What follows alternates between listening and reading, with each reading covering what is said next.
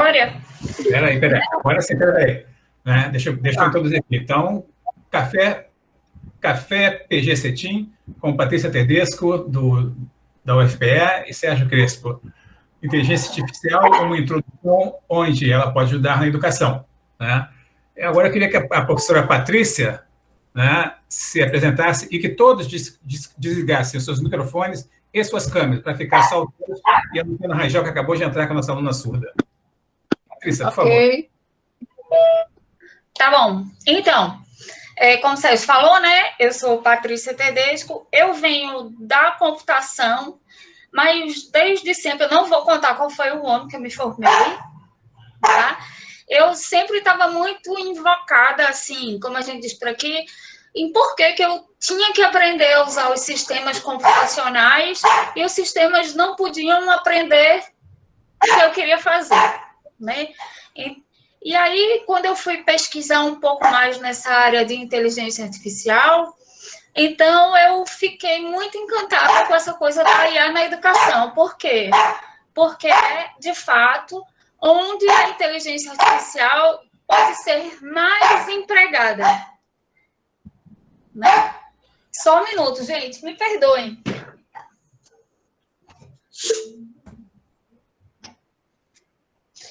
Tá? Então, eu fui tentar entender o que a gente precisava saber de IA, na verdade, para poder fazer os sistemas computacionais ajudarem a gente a aprender coisas. Né? E aí eu fiz o meu mestrado ainda na UFPE e depois fui para a Inglaterra trabalhar num lugar que era muito legal, que se chamava o Computer Based Learning Unit, né? É a unidade de aprendizado baseado no computador. E de lá para cá, eu continuei, assim, apaixonada por essa área, faço coisas nisso até hoje, né? Foi bem assim que eu e Sérgio nos conhecemos, né? Em como a gente podia usar as tecnologias para nos ajudar a aprender coisas, né? Onde que a gente podia fazer, os cuidados que a gente precisava tomar, e por aí vai, tá? E aí, estamos aqui.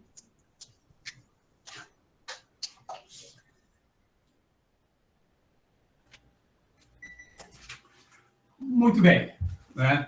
Então, né, retornando, né, eu vou passar nosso primeiro slide, que, na realidade, a gente vai fazer, inicialmente, um pouco do contexto, né, do que é a IA, de onde é que veio a IA, e aí eu e a Patrícia vamos conversando com vocês. Tá? Então, já que está todo mundo vendo, a segunda página é isso aqui. Ó. De onde veio essa inteligência artificial? Veja que ela é uma senhora já de uma certa idade, né? Iniciada em 1940, pesquisa em torno desta incipiente ciência, né, eram desenvolvidas apenas para procurar encontrar novas funcionalidades para o computador ainda em projeto. Né? Ou seja, esse computador ainda nem existia direito, mas a inteligência artificial já estava sendo pensada para isso. Né? Então, veja que de 1940, né, chegamos a 1956. Né? O John McCarthy cunhou o termo, né, em uma conferência de especialistas celebrada, né, com o Eros eletrônico, que define a ciência da engenharia de produzir máquinas inteligentes. Né? Então, o principal objetivo desses sistemas de inteligência artificial é exercer funções que, caso um ser humano fosse executar, seriam consideradas inteligentes, né? Com alguma ressalva nessa inteligência aí, né? É um conceito amplo, né? E recebe tantas definições quanto significados diferentes a palavra inteligência. E o que a IA entende por inteligência, Patrícia Tedesco? Então, eu queria fazer 2 comentários, né? O primeiro é o seguinte: se a gente pensar no computador, assim, no seu aspecto mais tradicional, o computador vem de computar, né? Essa palavra. Então, computador é bom de contar coisas, de fazer cálculo, todo mundo.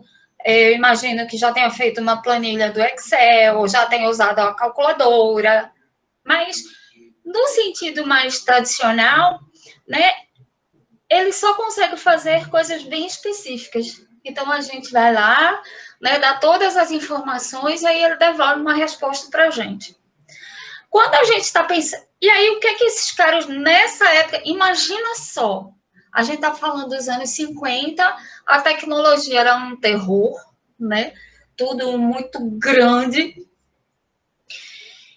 O que os caras começaram a pensar? Bom, joia, se a gente der todas as informações para o computador, ele consegue contar coisas. Mas o ser humano, de fato, ele é muito bom de trabalhar com informação incompleta. Então, a gente conhece os nossos colegas se eles estão de perfil, se Sérgio tirar a barba, eu vou saber que é ele ainda, né? A gente consegue conversar um com o outro, consegue trazer da nossa memória. Então, a gente consegue se adaptar a várias situações diferentes, que não estão necessariamente muito bem definidas, né? Então, essa coisa da inteligência tem a ver com a nossa habilidade de nos adaptar a situações diferentes para as quais a gente não tem necessariamente todas as informações. Aí uma coisa que eu queria comentar, que eu tive a oportunidade de conversar com John McCarthy, né, quando eu estava lá na Inglaterra, e isso era... Vou entregar a minha idade agora, poxa. Mas isso aí era no final da década de 90, comecinho dos anos 2000, e ele já estava pensando para além disso, né? Estava pensando em como se podia fazer o computador ser criativo, criar coisas diferentes, né, que não tinham sido pensadas antes. E também, refrescando a memória, né, o desenvolvimento da área começou logo após a Segunda Guerra Mundial. Isso. Né, um artigo Computer Machinery, inteligência do inglês, do famoso Alan Turing, né, que é considerado o pai da computação, né, se eu não me engano. E o próprio nome foi cunhado em 56, né? Exato. Depois, e nesse artigo aí, assim, ele propunha um teste, né? Que ele dizia que a gente, se o ser humano pode, por que o computador não pode? Né? E ele propunha que a gente seria capaz, né, de criar computadores que poderiam conversar com humanos e os humanos não iam perceber que era um computador. E aí, que fim levou esse teste? Aí vê, né? Bom, o que ele queria era um troço super ambicioso, na verdade, né? Porque a gente tinha que construir máquinas que soubessem entender o que o ser humano estava falando, né? Manter um fio de conversação durante muito tempo e envolvia aí processamento de linguagem natural, visão e por aí vai. Esse teste existe até hoje. Ninguém conseguiu de verdade mesmo, passar nele, né? A gente tem o Loebner Prize, que tem a ver com essa construção de máquinas que conseguem conversar com as pessoas. A gente já melhorou bastante, mas conseguir ignorar, enganar um humano por todo o tempo, ainda não. Mas eu queria frisar que, antes de tudo, a IA é software. Né? É um sistema, é um software. Muitas vezes controlando o hardware, né? E muitas vezes controlando, né, até mesmo os computadores. E se é um software, ele tem que ser acessível e usável, certo? Né? Ter algoritmos bem construídos, serem testados, como todo software, do mais simples ao mais complexo. Então, eu posso dizer que o coração da IA são os complexos algoritmos que tem, justamente que permite com que o computador, né, simule essa inteligência que a gente está falando aqui, não é não, Patrícia? Isso, perfeito. Assim, que ele se comporte de maneira que pareça para nós inteligente. Né? Então, que ele consiga adaptar suas respostas a situações diferentes, a pessoas diferentes, e por aí vai. E veja que pelo simples fato de ser um programa de inteligência artificial, se você não pensar em ele ser acessível e usável, ele também tem pouco uso, apesar de ser inteligente. Né? Vocês pensam na dificuldade que o cadeirante tem de entrar num banco qualquer e retirar seu dinheiro. Né? A altura do totem é muito superior ao que ele consegue enxergar do teclado. Então, isso ergonomicamente é uma falha gravíssima. Né? Porque você não vai fazer a cadeira do cadeirante subir. né? Mas você deveria ter algum tipo de monitor que permitisse ser flexível o suficiente para que ele pudesse girar o monitor na sua direção e poder executar as funções, né? Muitos cadeirantes são obrigados a levar adultos ou crianças para que digam o que está acontecendo ali no teclado, né? Exato. Uma outra situação nessa mesma linha que o Sérgio está falando são os nossos celulares, né, que tem os touchscreens e muitas vezes pedem para a gente, né, fazer esse movimento aqui para ampliar uma determinada figura, ou clicar e segurar para arrastar. Alguém que tem problemas motores, por exemplo, vai ter muita dificuldade de utilizar esse tipo de interface. Exatamente. Né? E não foi projetado para tanto, né? Exatamente. Vamos seguir o baile aqui. Áreas de aplicação da inteligência artificial. Olha só, ela se mexe praticamente em tudo que a gente quer fazer, né? É uma das áreas mais metidas que eu conheço por aí, certo? Então, jogos e brinquedos eletrônicos, robótica e automação industrial, verificação automática de software, ou seja, para dizer se o software está mais certo ou menos certo, né? Otimização e controle de processos, do tipo permitir com que o caixeiro viajante faça o menor percurso, né? E gaste menos gasolina para entregar suas mercadorias, faça com que o carteiro lá na China tenha que caminhar menos para entregar suas cartas, né? Processamento de linguagem natural, ou seja, né, você fala e o computador entende. Às vezes ele entende no meio do jeito dele, né? Mas na maioria das vezes ele até que entende, né? A Siri, né, do iPhone é muito atrevida às vezes do que você pergunta, né? Bancos de dados dedutivos, né? Ou seja, são grandes massas de armazenamento de dados que conseguem fazer dedução, né? Consegue tirar conclusões ali em cima, né? Aprendizagem, planejamento e escalonamento de tarefas, né? Ou seja, né, como é que eu vou escalonar o raio da minha grade de horários? Né? Por mais simples que seja, isso é um problema muito complexo computacionalmente para resolver. Reconhecimento de faces, de voz, de cheiros e sabores. Você imagina o que é a máquina chegar e dizer que olha que cheiro bom, né? Olha que gosto que tá essa feijoada, né? Mas deve ser alguma coisa possível. Patrícia, fala um pouco sobre isso aí, por favor.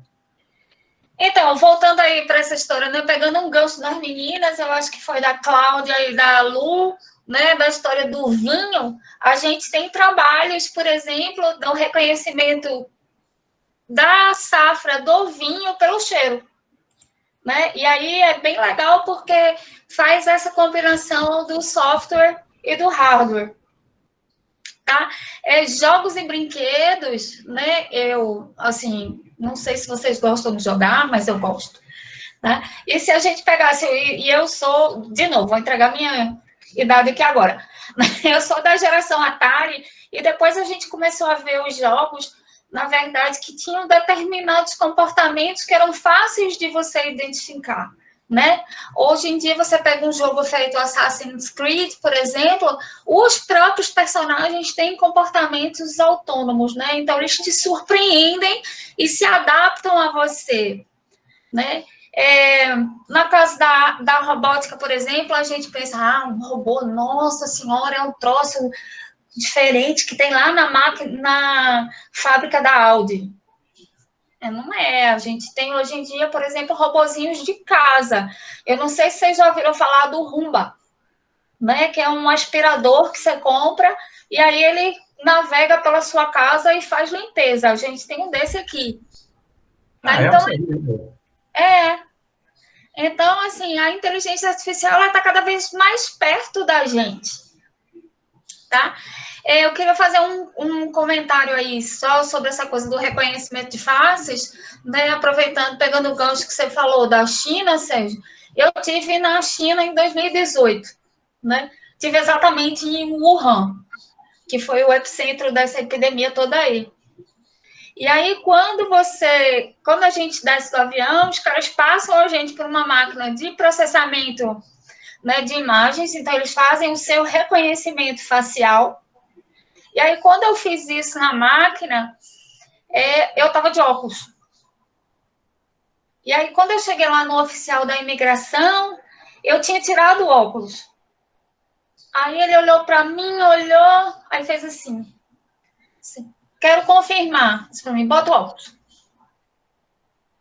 E aí me deixou passar.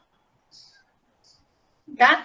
E os caras têm hoje em dia lá um esquema de pontuação. Eles têm pontos de câmeras na cidade inteira, no país inteiro, na verdade, né? Então, se você é pego, por exemplo, atravessando fora da faixa, fazendo bobagem, então eles vão tirando seus pontos e isso vai dificultar a sua vida lá na frente.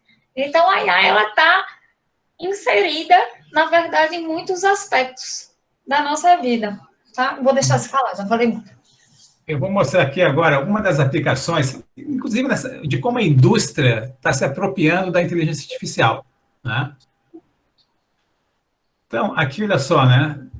Tem aqui essa primeira imagem aqui, que é um toque delicado. Robôs agora possuem mãos que sentem e identificam objetos, né? Então, um dos grandes problemas da IA era justamente como dar esse tipo de controle fino a um robô, para ele saber que está pegando um ovo ou um paralelepípedo, né? Então, isso aí é um negócio muito complicado, porque você tem uma série de variáveis que estão embutidas aí para você fazer esse tipo de medição, né? Na parte cirúrgica também, quando você faz aquela laparoscopia ou aquelas cirurgia que envolvem robôs, né? O controle ele é tão inteligente que se o cirurgião, por algum motivo, tossir na hora e escorregar o braço dele, aquele equipamento não faz exatamente nada, fica parado. Ele percebe que aquele é um movimento tão brusco para aquele contexto que ele encara isso como um erro do operador e fica lá paradão, né? Então, veja que esse tipo de controle, né, tem muito em termos de aprendizado para determinadas coisas, né? Também a USP, né, criou lá um cooler com jeito de robô que transporta alimento entre os hospitais, né? Então, é um robô que conhece o hospital, né, e sai por aí distribuindo remédios nas várias enfermarias, né? Logo do lado, a gente tem um cão que inspirou o Black Mirror, né, que fiscaliza o isolamento social em Singapura.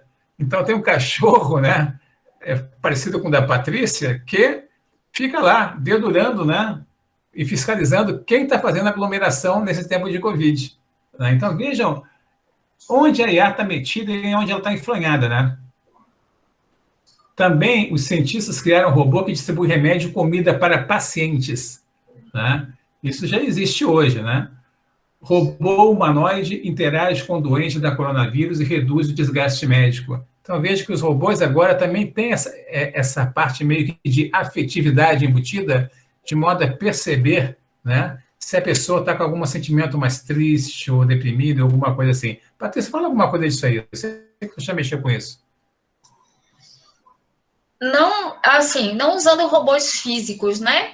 Mas, assim, robôs virtuais, bonequinhos, digamos.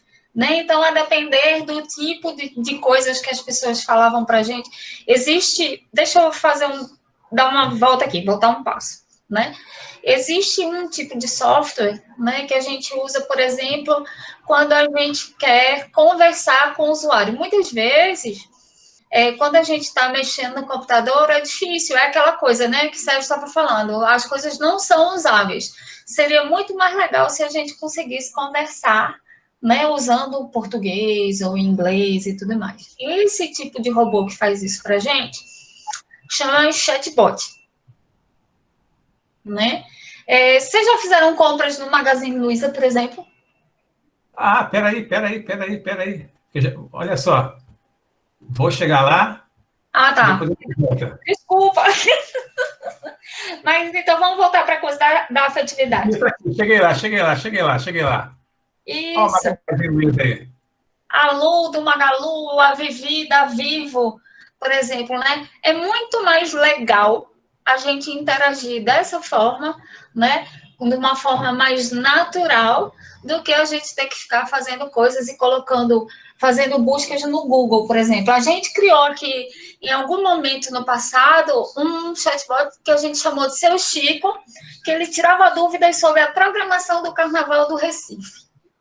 né? Eu sei que o Carnaval do Rio é muito legal, mas recomendo virem aqui, assim que possível, né? Passarem o Carnaval. Então, o seu Chico, ele começava a perguntar coisas para você, para tentar identificar do que é que você gostava mais. Se você gostava mais de samba, de frevo, de maracatu, onde era que você morava, né? Para aí poder te recomendar lugares para você ir durante o Carnaval. Tá? Então, é essa a interação aqui. Quando a gente está pensando em educação, por exemplo, e se a gente está, como a gente está nesse tempo de coisas remotas, né? A gente fica muito isolado dentro de casa, né? Então seria muito legal se a gente pudesse, ao invés de esperar que o professor tenha tempo de olhar qual é a minha dúvida, se eu pudesse conversar com um robozinho que me esclarecesse algumas coisas, que me lembrasse, por exemplo, de que tem uma tarefa, que me perguntasse por que eu estou tão distante, que faz tanto tempo, talvez a gente conseguisse engajar os nossos alunos melhor. Olha só que legal essa telinha aqui do tal do robô Ed.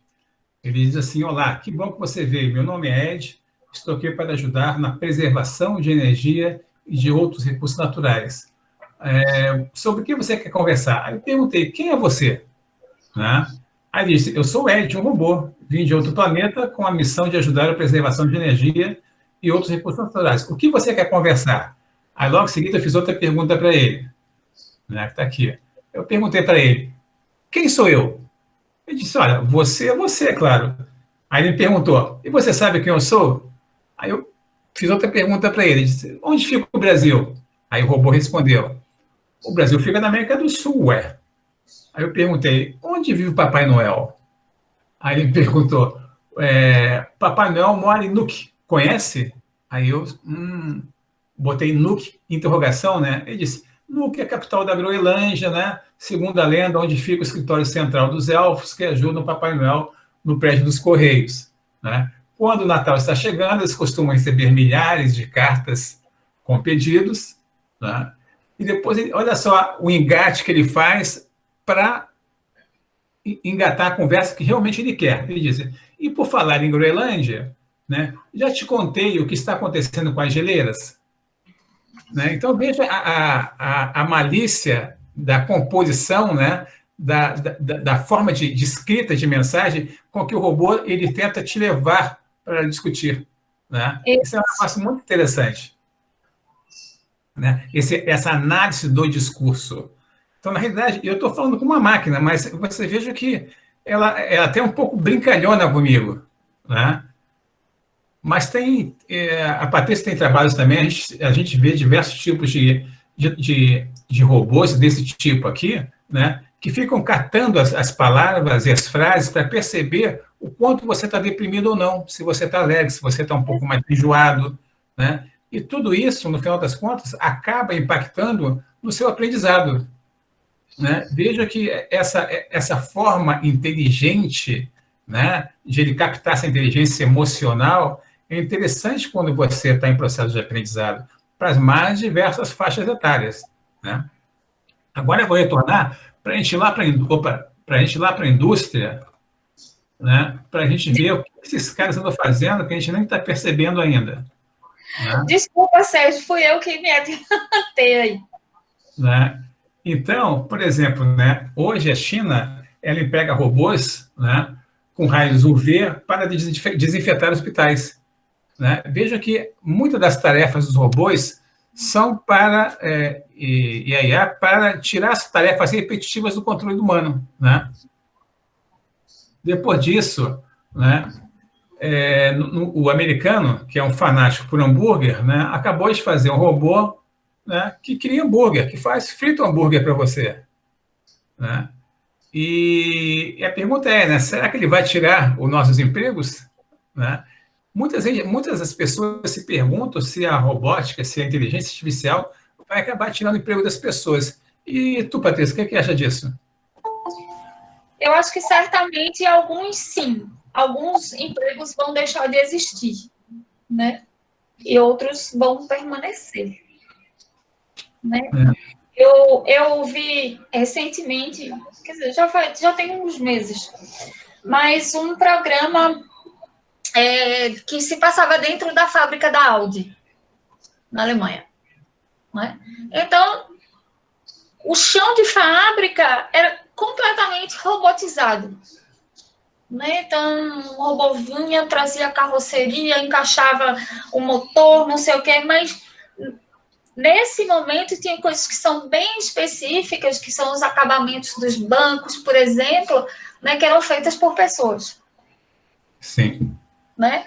E isso, assim, a gente vai ter que se reinventar. Eu acho que quanto mais a gente trabalha com os humanos, né, mais a gente vai permanecer. Então, coisas como criatividade, né, o professor, ele não acho que o computador, né, vai tomar um emprego da gente, né, mas tem coisas, tarefas que são repetitivas e que são tarefas de precisão, elas podem ser feitas por robôs e por inteligência artificial mesmo. E tarefas, às vezes, até perigosas. Você está mostrando aqui a coisa da cobra robô, né? Quando caíram lá as torres do World Trade Center, lá atrás, em 2001, né? Os caras levaram robôs, porque você tinha tanto lixo ali, tantas coisas tão perigosas que os robôs foram na frente, né? Para depois os bombeiros e policiais, sei lá, né? O pessoal do resgate conseguir passar. E aqui do lado a gente tem um robô aspirador mais inteligente do que o da Patrícia, porque esse voa sobre os degraus. Eu queria saber se o teu voa, Patrícia, mas esse voa. Não, voa não. Né? Mas esse robô voa, então ele deixa toda a casa limpa. Né? A gente também tem, né, que os robôs impulsionam, né, o desenvolvimento intelectual das crianças, né, na medida em que você consegue embutir aí diversos tipos de conhecimentos, né, do tipo matemática, física, química, nesses legos da vida, né, de forma que você cria robôs que fazem diversos tipos de atividades, né, com os mais diversos tipos de conectores. Teve um aluno indiano que ficou muito impressionado de como era caro uma impressora Braille, né? Então, ele, com 14 anos e um Lego, ele produziu a primeira impressora Braille, né, com esse tipo de dispositivo. Uma impressora que seria a mais barata na casa de R$5.000, a impressora dele fazia a mesma coisa por R$150. Né? Resultado, choveu a empresa querendo comprar patente, querendo patentear o negócio. Ele acabou empreendendo e montou a empresa dele. Né? Veja que também, né, tem gente utilizando robôs em creches para distrair as crianças. Né? Ou seja, né, como é que o robô consegue trabalhar a questão do entretenimento, né? E isso é muito interessante para as crianças com autismo, certo? Né? Porque a criança ela tem essa dificuldade em lidar com as pessoas, né? Mas o robô não é uma pessoa, ele identifica isso. E aí começa a ter essa interatividade, né? Isso é um negócio muito bacana. Outra atividade também, né, é um robô chamado Pequena Sofia, que vem ensinar habilidades para crianças do futuro. Né? E aí a gente tem diversos tipos de robôs que estão aí, por exemplo, nas escolas primárias da Finlândia, né, ensinando língua primária finlandesa, né, uma série de atividades que talvez a gente não tenha mais a paciência nem a habilidade para fazer. Né? Mas os diversos tipos de robôs, hoje, inclusive, tem robôs que estão com tecnologia para sentir dor. Né? E o que é uma dor? Né? Como é que a gente consegue definir a dor? Né? Se todo mundo sente dor, mas a definição é um negócio muito importante, né? Agora, um robô que consegue expressar que está sentindo dor, ele tem diversos tipos de uso, por exemplo, na medicina, certo? Né? No aprendizado do médico, que não precisa estar lá espetando errado um ser humano normal, mas vai espetar errado o robô, e o robô vai dizer, olha, está me doendo, né? Exatamente. Por sua vez, né, a gente tem também a inserção da IA, aí uma IA forte, né, dentro dos sistemas de computação, tais como o Matemática e o Maxima, que são softwares matemáticos que conseguem resolver equações de extrema complexidade como se fosse um matemático fazendo. Né? E ainda te explica como está fazendo toda essa resolução de equações. Claro que eu não vou utilizar uma matemática com uma criança do ensino fundamental 1, né? Mas se alguém conseguiu criar, né, um algoritmo inteligente para fazer esse tipo de coisa, com certeza eu poderia adaptar isso para atender à necessidade do ensino fundamental, por exemplo, ou não? Sim, claro que sim. Né? Claro, claro. Aí a gente entra num outro tipo de sistema que eles chamam, né, que são sistemas especialistas, né? E aí eu vou deixar a Patrícia falar, porque eu sei que essa é uma área que ela entende bastante aí, sistemas especialistas e tutores inteligentes. Então, eu vou cobrar minha comissão depois, viu? Mas então, esses sistemas especialistas, na verdade, eles apareceram, creio eu, que aí para o fim da década de 60, e são sistemas que sabem resolver problemas específicos, né? Nesse caso que Sérgio menciona aí no slide, o MySim era um sistema para auxiliar médicos a fazerem diagnósticos, né? Então, você chegava lá e dizia assim, ó, eu tenho um paciente aqui que ele está com febre, está com dor no corpo e está todo vermelho. Isso são sintomas característicos da dengue, por exemplo, né? Como esse, que é um sistema bem antigo, então eles aconselham a gente, né, a resolver determinados problemas que são de um domínio específico. A gente bota lá dentro o conhecimento daquele domínio e aí o sistema vai conversando com a gente e vai ajudando a gente a identificar, fazer um diagnóstico do que está acontecendo. Né?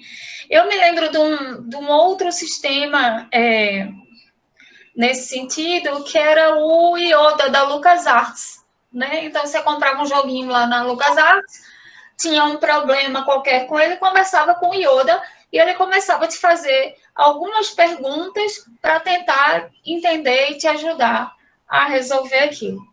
Tá? Então, esses sistemas, eles são para a gente resolver problemas do dia a dia, do problema do meu jogo, do meu computador, né? Daquilo que está acontecendo.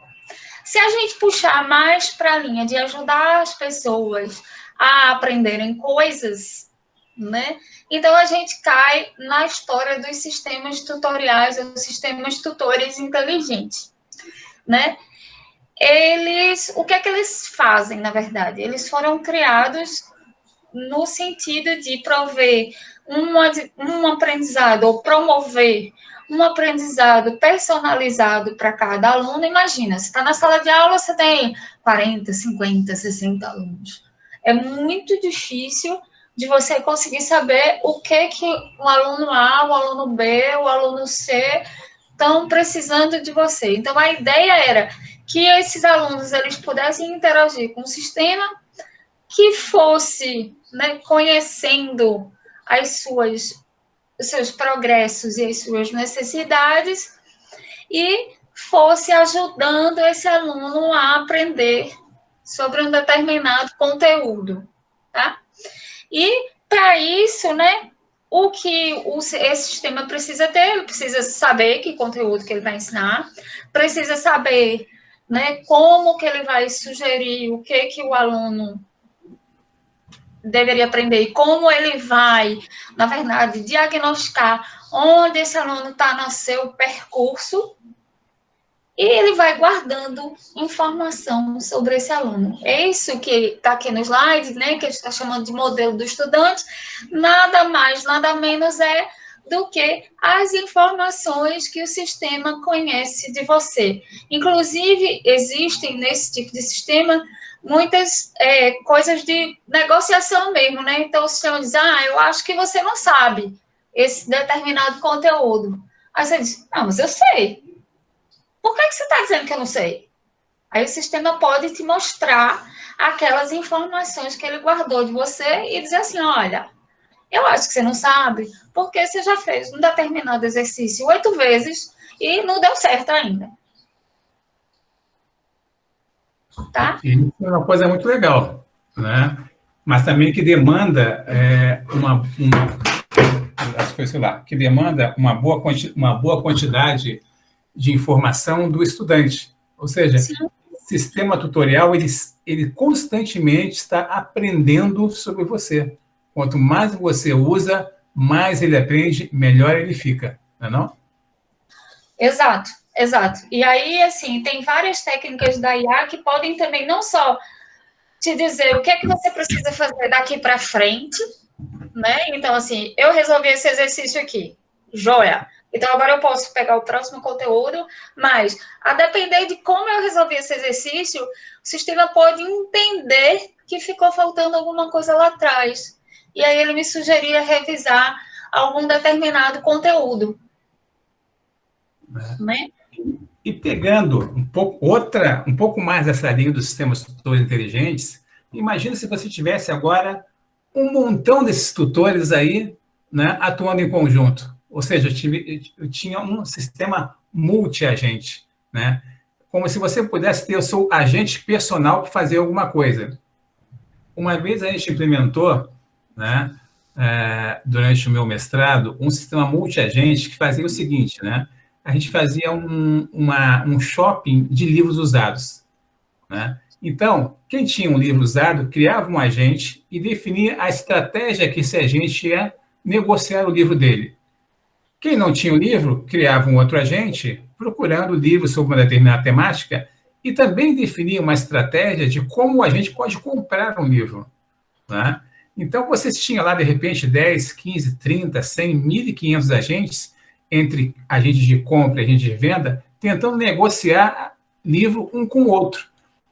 De tal forma que, quando a gente percebia que o livro que eu quero tem alguém que quer comprar, ele começava uma negociação de um com o outro, um software com o outro, né? E aí cada um utilizava as suas estratégias para ver quem conseguia fechar o negócio ou não, né? A gente está fazendo um trabalho aqui que é o seguinte, que é bem nessa linha dos sistemas multiagentes. Por quê? Porque tem situações, como é esse caso que você citou, que os problemas, eles são distribuídos, né? Então, você tem que pegar um pedacinho de um, pega um pedacinho de outro, um pedacinho de outro. Imagina, por exemplo, que você está Todo mundo aqui, eu imagino, já botou seus materiais no YouTube, criou o grupo do Facebook, né, para ver o que é que os alunos estão fazendo. Então, imagina que eu tivesse um agente desse acompanhando o meu aluno para saber o que é que ele estava fazendo, e aí eu conseguisse perceber se que ele tivesse uma determinada dificuldade, e aí eu podia perguntar aos outros agentes, que são responsáveis pelos outros alunos da turma, quem poderia ajudar. E aí o agente B lá diz, tranquilo, vou falar com o fulano que ele vai te ajudar. E aí faria essa recomendação para os dois.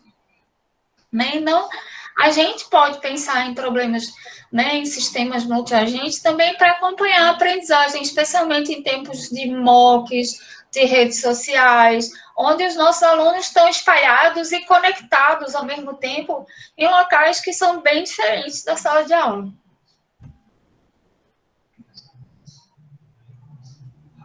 Outra parte também da IA que é muito interessante é a parte do reconhecimento da voz e da escrita, né? Ou seja, né, através da voz, você, de repente, você liga seu computador, desliga seu computador, manda acender a luz, manda ligar o carro, né? Através da escrita, ele também é capaz de identificar se é você que está assinando aquele documento ou não, né? Então, como é que funciona isso, né?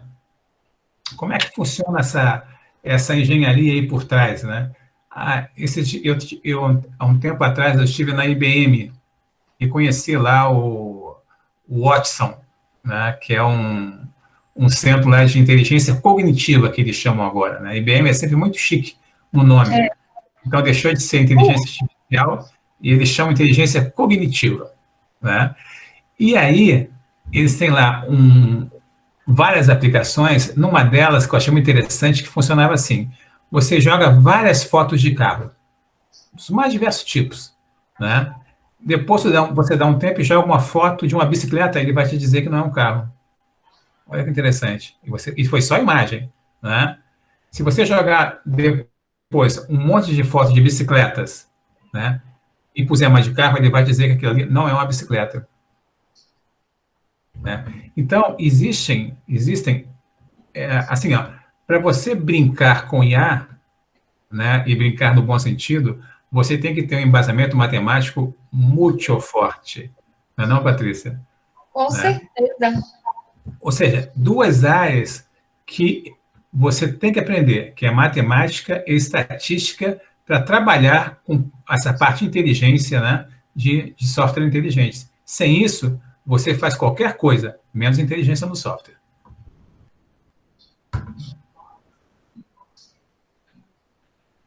Exato. Também, Só voltando a essa coisa do reconhecimento da voz, tinha alguém aqui falando no chat do Alexa, né? sim, Funciona exatamente assim como você estava falando. né? Às vezes eu tenho um iPhone, né? Então às vezes eu tô conversando, estou falando com alguém, e de repente a assistente Siri já começa a se manifestar dependendo das frases que eu falo, né? E Exato. já quer me assessorar e recomendar alguma coisa, né? Aí tem que dizer fecha Siri, né? Porque senão fica metida.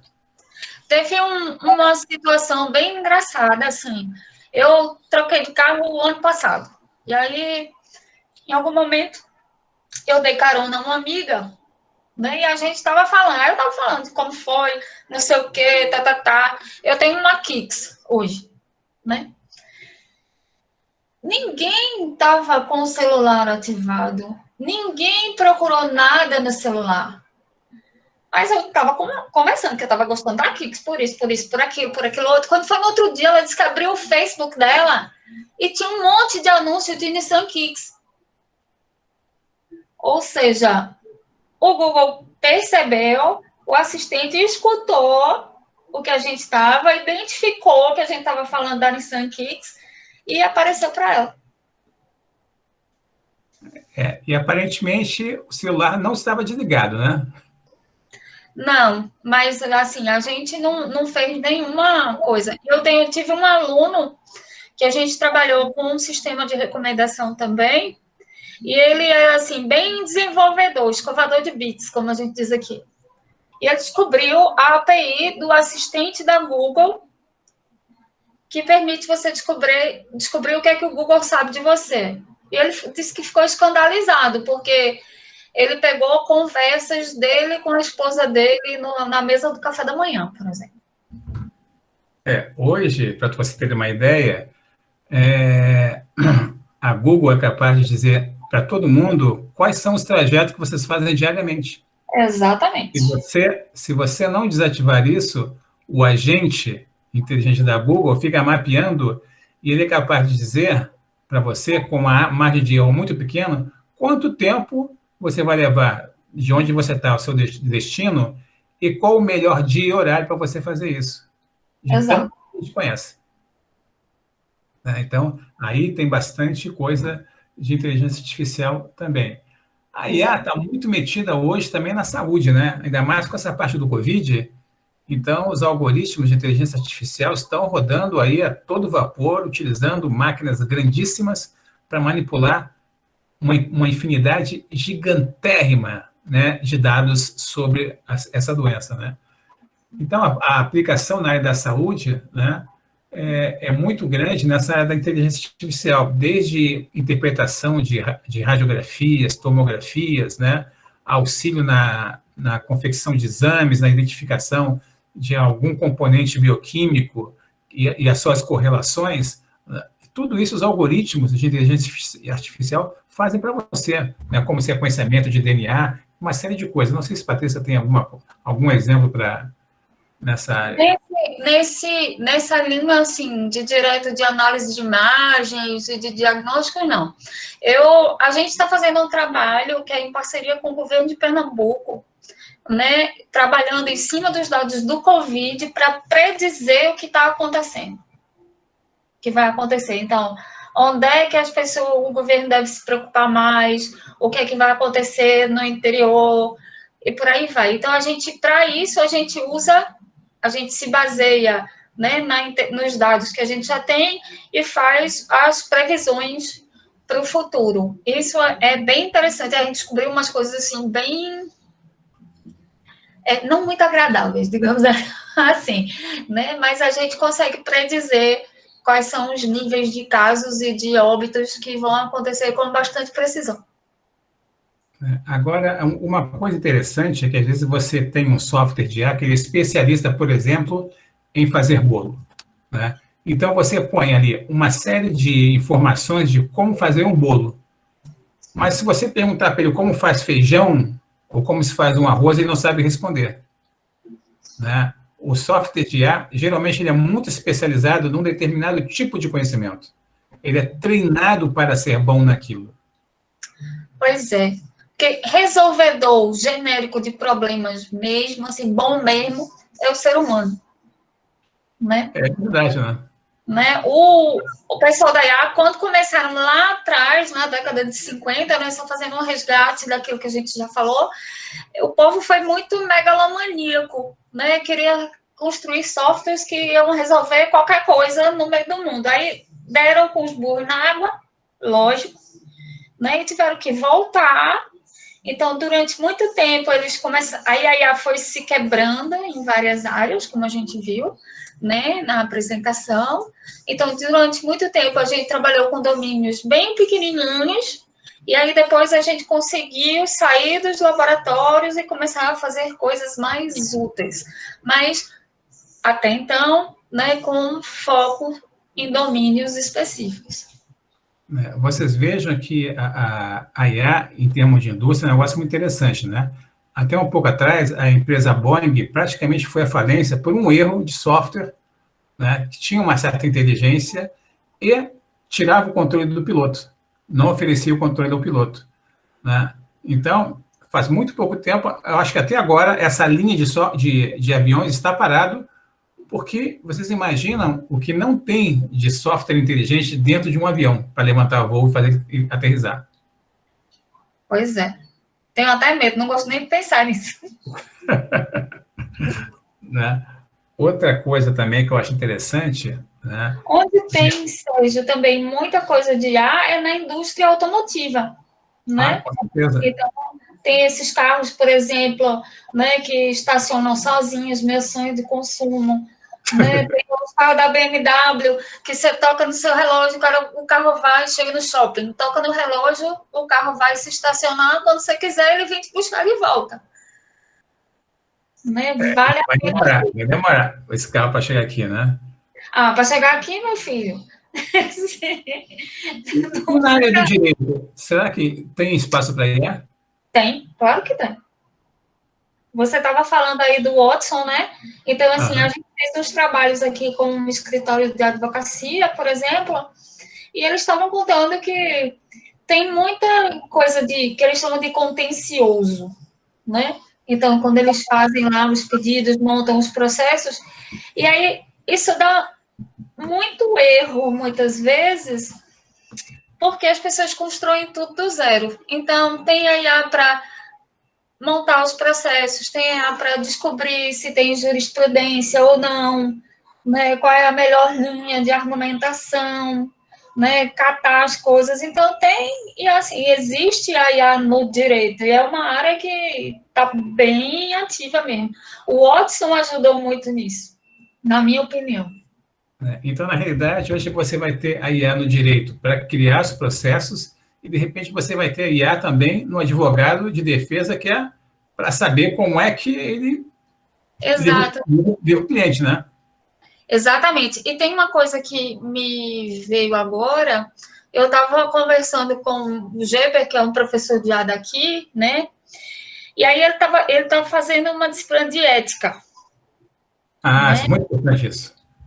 E aí ele estava me contando, ele disse, Patrícia, ó, a gente tem hoje sistemas de IA que fazem uma conta lá, e na hora que você é condenado, eles dizem, por exemplo, se você vai ter uma pena maior ou menor, porque eles acham que tem uma determinada probabilidade de você reincidir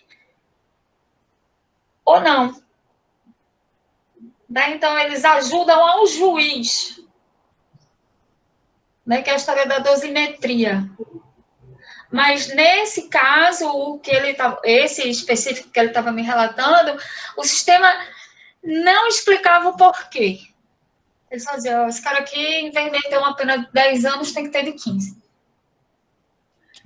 Uma outra coisa importante também é que vocês vejam que, na medida que vocês têm sistemas inteligentes que tomam atitudes por você, né, aí entra a questão da ética na inteligência artificial. Exatamente. Porque, na realidade, esse robô que faz alguma coisa, ele é treinado pela gente, por pessoas, né? Exato. E recebe essas informações. Então, é muito fácil você ter um robô fascista, por exemplo. Né? Sim. Um robô racista, que detesta negro, por exemplo. Né?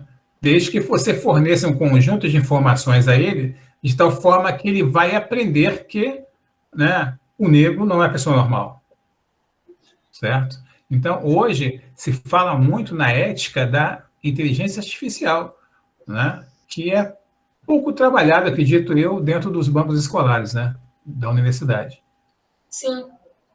Sim, esse curso mesmo que a gente tem lá na pós, foi a primeira edição dele foi o semestre passado. Né, que alguém parou para pensar nisso. E é um assunto, assim, super relevante, né? E super interessante também. E nessa linha de que você estava falando, eu não sei se você se lembra, a Microsoft criou um robô conversacional, né, um agente conversacional, que tinha a aprendizagem de máquina embutida. E aí o pessoal foi lá e começou a ensinar porcaria, né?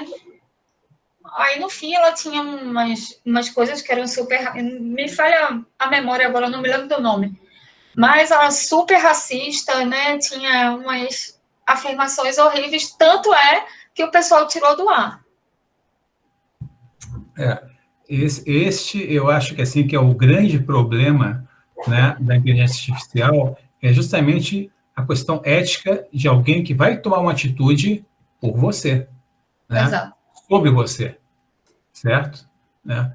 Porque hoje a gente mesmo, né, o próprio ser humano hoje, ele tem esse problema ético constantemente. Não existe um cara que é semi-ético. Ou ele é ético ou não é ético.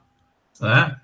Claro. É a forma que o robô que você vai criar, que o software que você vai criar, o agente que você vai criar, ele também acaba embutindo esse tipo de comportamento, que pode ser mais ou menos nocivo. Então, você tem que ter uma série de instrumentos permanentes para tentar identificar onde é que ele está falhando e automaticamente desligar o bicho. Né? Senão, ele desliga você.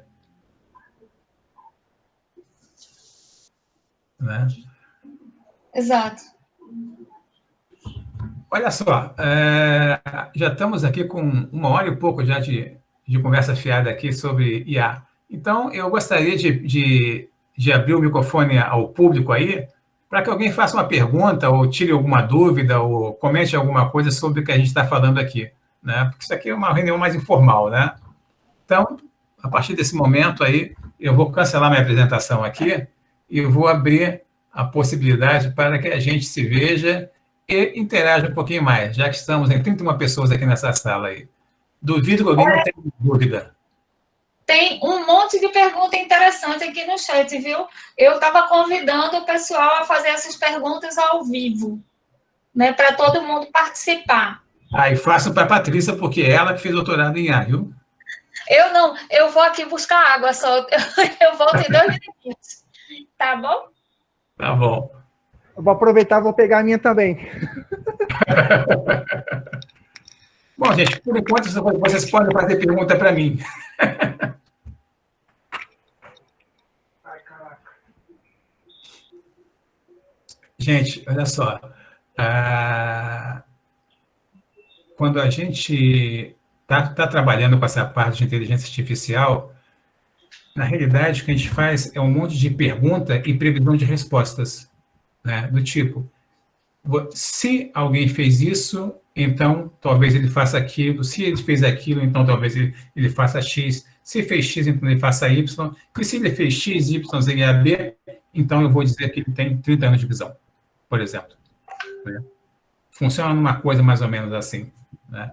Mas vamos lá que chegou a Patrícia, daqui a pouquinho está chegando o Ted, nosso intérprete maravilhoso aqui, para que a gente comece a...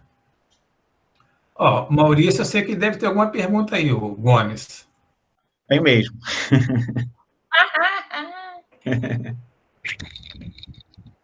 Desculpa, gente, voltei. Então, Maurício, começa aí. Sérgio, primeiro, parabenizá-los aí, muito bacana, e o assunto vai longe, né? A gente sabe disso, muito, muito bacana mesmo. A gente sabe que, talvez 20 anos, surgiu lá as primeiras ferramentas de robótica educacional, né? A Lego, o pessoal do MIT, e aí a gente fala da evolução do logo, etc, etc. A sensação que eu tenho, até por experiência profissional, etc., é que em algum momento, se a Patrícia não inventar, né, alguém vai surgir com uma ferramenta efetiva para a educação, em termos de aplicação educacional da inteligência artificial. Não sei se primeiro, se por processos, ou por programação de inteligência artificial, algum software de programação de inteligência artificial para criança, para adolescente. Existe alguma coisa, existe uma tendência, estudos, ou seja, em como a inteligência artificial vai chegar no banco da escola, assim como há 20 anos a robótica chegou. Dá para pensar nisso aí? Aí, Patrícia. Eu quero falar também. Fala, Lu. Olha só, a gente está falando aqui sobre inteligência artificial, a gente fala sobre pensamento computacional, como se fosse uma coisa muito nova. Mas, na verdade, a gente vive isso no dia a dia. Eu vivi isso na minha infância. Só não tinha essa terminologia, toda essa formatação popular amarelinha, com todo esse pensamento, com essa lógica. A gente está achando tão difícil pensar sobre isso, mas a gente já viveu tanto na experiência. É difícil agora botar isso, pensar, fazer o pensamento computacional. Aí fica tudo complicado, né? Na hora de refletir. Eu acho que a gente tem... Eu penso isso, não sei. Estou errada? Olha só, eu vou responder do Maurício.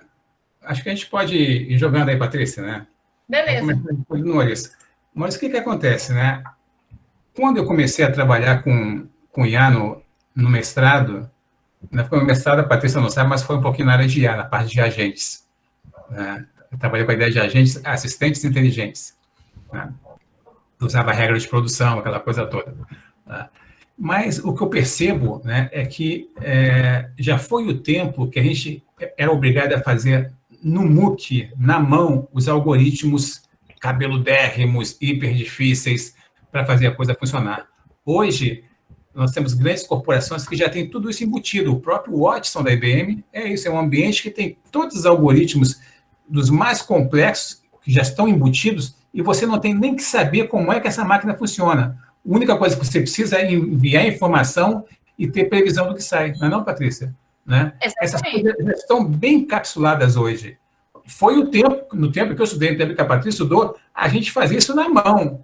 Né? A gente dava murro em ponta de faca o dia inteiro. Hoje, essas coisas praticamente mais ninguém ensina como fazer. Você é só um mero usuário dessa ferramenta, né? E tem, assim, esses algoritmos, eles estão prontos. Se você for um desenvolvedor em Python, por exemplo, né, que é uma linguagem que é super simples de usar e que eu gosto muito, você olha lá, e esses algoritmos eles estão todos prontos. Aí você importa o algoritmo lá, dá os dados e funciona. Só complementando, né, para o Maurício, né? Isso. Então, essa área de inteligência artificial aplicada à educação, ela existe desde os anos, sei lá, 70, 80. Né? Quando os computadores pessoais eles começaram a aparecer, então essa coisa que Sérgio levantou aí dos sistemas tutoriais inteligentes, eles já estavam lá. Então, hoje, sim, né, você tem sistemas que te ajudam a corrigir prova, você tem os sistemas que te ajudam a ensinar coisas, você tem sistemas, se você pegar, alguém falou aí, você falou no MIT, né? Eles têm a ferramenta de ensino de programação, que é o Scratch, né? Que é bem simples, e embutido no Scratch, por exemplo, ele já tem uma ferramenta de análise de código. Então, você submete lá, aí o Scratch já te diz, esse menino está aqui mais ou menos, viu? Porque ele já cometeu esse tipo de erro ou aquele. Então, essas ferramentas, elas já estão por aí espalhadas em diversos aspectos, em diversos domínios. Se vai ter uma ferramenta dessa que vai ajudar a gente a ensinar todos os tipos de coisa que a gente quiser, aí eu retomo aquela minha fala de um pouquinho atrás, que o professor genérico, acho que não, né? Mas para a gente usar em aplicações diferentes, sim. A gente criou aqui, eu consigo me lembrar de algumas coisas, e aí eu vou já também fazer um gancho para a fala da Lu, para falar sobre o pensamento computacional, né? Assim, a gente criou, por exemplo, corretores automáticos de código de programação, usou inteligência artificial, porque eu estou me referindo muito aos conteúdos da computação, porque é de onde eu sou, né? Poderia ter sido para outra coisa. Tá? Então, corretor automático, sistemas de competição de programação, sistemas para coisas inteligentes para ensinar programação para as crianças pequenininhas. Né? Então, a gente tem assim, essa linha de pesquisa por aqui mesmo. Tá? E aí, a coisa do pensamento computacional, isso apareceu para mim há uns anos atrás, né? E eu tinha sempre a mesma sensação que você. Mas, poxa, mas esse negócio a gente já faz há muito tempo, né? Por que esse povo vem dando uns nomes chiques assim, de repente, né? Negócio de pensamento computacional. Mas aí eu me dei conta, né? Isso aí foi, talvez mesmo pelo meu background da computação, que pensamento computacional é um troço que vai para além da criação de algoritmos, né? Pensamento computacional é essa habilidade que a gente tem de resolver problemas. Então, a gente não precisa, de jeito nenhum, estar ligado no computador. Né? Então, tem coisas lindas, assim, para ajudar a gente a resolver os problemas, com música, por exemplo, com livros, né? Eu tenho uma aluna de doutorado, quer dizer, eu tinha, né? Eu te disse não, né, Sérgio, que a Roselma defendeu? Não, nem me convidou. Foi triste. Convidei o Leandro dessa vez. Aí, ela criou um negócio, ela fez um livrinho, um livro-jogo. Não sei se vocês já pegaram algum desse tipo, né, que tem para estudar matemática, por exemplo. Né, que você abre assim, levanta, e tem a tarefa para você fazer, depois você faz. E no caso da gente, ela montou um livro com 11 lições, né, 11 atividades, que a gente chamou de Sertão.bit. Né? Então, contava a história de Lampião Júnior e Maria Bonitinha, e aí Lampião Júnior ficou agoniado porque soube que Padre Cícero tinha dito que o sertão ia virar mar. E daí aí começamos a fazer... Então, ele tinha que resolver alguns problemas, né? Como ordenar os conjuntos de meia que ele tinha para poder viajar. Tinha o desafio lá do chachado, e a gente foi estudar a cultura. Então, o pensamento computacional, ele está embutido em todas as coisas que a gente faz, né? Mas é isso, Patrícia. É isso que eu estou falando. Porque a gente faz trabalhos, a gente faz até emocional, mas a gente não. É importante que a gente pense que todo esse trabalho que estamos fazendo tem uma estrutura, tem uma lógica, tem um estudo, não é por acaso, tem um valor. E isso que eu estou achando muito legal nessa disciplina do Crespo, que eu estou vendo assim, poxa, não é uma coisa intuitiva, não é uma brincadeirinha. Até Paulo, o brincar já é coisa séria, mas o brincar e a lógica que nós estamos fazendo tem uma coisa assim de científica, de pesquisa, não é à toa. E é isso que a gente precisa valorizar, entendeu? É isso que eu estou achando muito legal, que não é qualquer coisa, vou fazer qualquer coisa. Não, isso tem fundamento, tem planejamento, tem retorno, tem feedback. E esse é o barato, né, dessa história do pensamento computacional, da inteligência artificial, nos ajudando. Nesse caso da gente, do Sertão.bit, a gente fez uma experiência com mais de 100 alunos do ensino fundamental na rede municipal do Recife. Né? E foi muito legal, assim, o feedback deles e depois o feedback dos professores também, de como que as coisas aconteceram, de como eles estavam, né, mais sabidos, digamos assim. Né? Então, não, as coisas têm fundamento, não é na louca, assim, você tomou banho e tirou uma ideia do seu juízo e vai lá fazer, não é assim, não. Muito legal, eu trabalho na sala de recursos com crianças com necessidades especiais. Não é a massinha para dar massinha só para amassar, não. Tem uma lógica, tem um pensamento, e estou achando muito boa a sua fala, é muito boa. Crespo, não estou puxando o seu saco, não, mas estou falando muito boa da disciplina, que te faz repensar até a nossa vida no dia a dia. Ao acordar, ao escovar os dentes, ao levantar, tudo isso tem um a ver. Isso é muito legal, muito bom, muito bom. O interessante é a sistematização de processos, né? É que eu sempre digo, a gente sempre resolve problemas, só que uns conseguem resolver mais fáceis que outros. Né? Isso. Então, existe uma ciência de como facilitar as coisas. O pensamento computacional entra justamente nessa seara. Né? Ou seja, como é que a gente consegue ter uma possibilidade de um método de resolver problemas que não seja tão atabalhoado como geralmente é? Né? Né? Que a gente consiga repetir este processo, né? Consiga identificar um padrão para resolver isso. E quem gosta muito de padrão, reconhecimento de padrões, é justamente a tal da inteligência artificial. Ou não é, Patrícia? Exatamente, exatamente. Tem uma pergunta aqui no chat que falava sobre aprendizagem de máquina, que é justo isso, né? A aprendizagem de máquina a gente dá um monte de exemplos de como a gente resolveu um determinado problema, e aí o algoritmo vai lá e identifica um padrão. E aí, da próxima vez que você tiver o mesmo problema, diz, faz isso. Né? E esse problema, ele pode ser desde como... Assim, como hoje em tempo de quarentena, a gente não pode mais decidir sair de casa, né? Mas antigamente, né? Onde era que eu ia na sexta-feira, então tinha um padrão para escolher onde é que eu vou. Patrícia, fui eu que fiz essa pergunta. Ah, pronto. É outra Patrícia. É, minha charada. Isso. Ô, Patrícia, deixa eu aproveitar e até te perguntar, já que você está falando de padrões, quando a gente fala de games, né, e a gente fala de programação de games, a gente está falando de reconhecimento de padrões. Sim.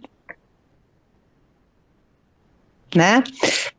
Então, no caso, por exemplo, dos games, como é que você vê a utilização da IA? Porque hoje está num nível de sofisticação muito grande, que a gente já tem games sendo feito em realidade virtual, essa coisa toda. Como é que isso está implementado? Estou te falando por conta da minha dificuldade. Eu tive que tentar criar eu não sou da área de computação, sou da área de design, venho da área de humanas, e aí eu estou fazendo uma disciplina com o professor Esteban Klua, aqui da UF, na área de games, né? Criação de games e realidade virtual, que é o que tem a ver com o meu projeto de pesquisa. Ele, inclusive, é meu co-orientador. E aí eu me peguei tendo que aprender Python, que é uma linguagem de programação. E aí eu fui fazer um Pong, que é o jogo mais bobinho que tem. E tive que criar uma IA para fazer esse Pong, porque eu tinha que deixar um bastão que respondesse a minha jogada. Então, a minha pergunta é exatamente isso, né? Como é que a gente consegue trazer isso para o modo simples da criança na educação, para que ele consiga compreender, independente da área que ele esteja vindo? Eu acho que é meio ligado ao que o Maurício falou, né? De trazer isso para para uma criança de 7 anos que usa o Scratch, compreender, né, que é exatamente simples, mas que tem uma complexidade por trás, para ele poder criar o alinhamento de pensamento. Tá. A sua pergunta ela é um tanto capciosa, Sorá. Por quê? Porque você pode fazer isso de um jeito muito, muito simples. Por exemplo, se você pegar um joguinho como o Pong, você pode implementar esse comportamento do bastão que vai jogar a bolinha de volta para você com regras de produção. Né? Então, ele vai dizer, quando eu perceber que a bolinha está chegando, eu vou rebater com tal velocidade. Então, isso é uma coisa. Né? Ou você pode ser muito mais sofisticado do que isso. Então, se você pegar um jogo, por exemplo, um jogo de batalha, como Age of Empires, né, eles falam até, assim, do nível de detalhe da IA. Então, os personagens que estão mais perto de onde você está, eles têm um comportamento individualizado. Né? Isso pode ser implementado de várias maneiras. Tá? Via rede neural, via aprendizagem, ou até mesmo via regra de produção. Os personagens que estão mais longe, né, e a análise a analogia é o jeito que a gente vê. Então, eu vejo mais detalhes daquilo que está mais perto de mim, e o que está mais longe eu vejo menos detalhes. Né? Então, quem está longe de mim, eu implemento um comportamento só para todo mundo, uma coisa da multidão. Quem está aqui pertinho, então eu posso, né, implementar comportamentos separados. Você pode usar a IA dentro de um jogo também na construção dele próprio. Né? Esses jogos que têm caminhos infinitos, por exemplo, né, você pode usar a IA para fazer isso. E tem um trabalho, eu participei da banca aqui há uns anos atrás, que os meninos fizeram isso. Eles coletaram, né, dados de muitos jogadores e montaram uma IA para ir montando o cenário do jogo ao longo do tempo. Então, ele mesmo fez isso. E você pode ter também, né, coisas... Se você pegar um jogo feito Assassin's Creed, né, eu falo dele porque eu acho lindo, né? Então, você tem comportamentos individualizados e super sofisticados para os NPCs, né? Que são os non-player characters. Eu queria fazer um outro comentário também sobre o StarCraft. Alguém que já jogou StarCraft? Não, né? Só eu. Então... Não, eu. Para variar, eu, né? Blizzard é comigo mesmo. Inclusive, Assassin's Creed é coisa de escola, é matéria que eu usava em sala de aula. Pois é, Assassin's Creed é maravilhoso. E tanto o Assassin's Creed quanto o StarCraft, eles são dois exemplos, né, que usam inteligência artificial. A Google montou uma inteligência artificial para bater qualquer jogador. Eles começaram com o Go. Existe um documentário na Netflix chamado, acho que AlphaGo, né, que eles contam como é que eles montaram a inteligência artificial para vencer e bateram, assim, de lavada o campeão mundial do jogo. E hoje em dia eles usam uma aprendizagem profunda, né, que a gente chama de Deep Learning, para montar a equipe do StarCraft, que é uma inteligência artificial ainda mais complicada, porque ela é distribuída, né, a gente estava falando de quando você tem muitos agentes, e eles são simplesmente imbatíveis. Né? Como é que você faz para a sua criança de 7 anos? Aí eu fiz esse arrodeio, como a gente diz por aqui, todinho, né? E não falei. Então, como é que você faz para a sua criança usar a inteligência artificial? Eu diria que começasse pelas regras de produção mesmo. Tá? E aí, coisas como o Scratch, por exemplo, vai te ajudar a fazer isso. Se você está programando em Python, né, tem o SciLearnKit, né, que tem todos esses algoritmos de aprendizagem de máquina que você pode usar. Tá? Não sei se eu respondi, Xará. Respondeu sim, obrigada. Depois só deixa o link do site que você falou. Pode deixar. Por favor. Pode deixar.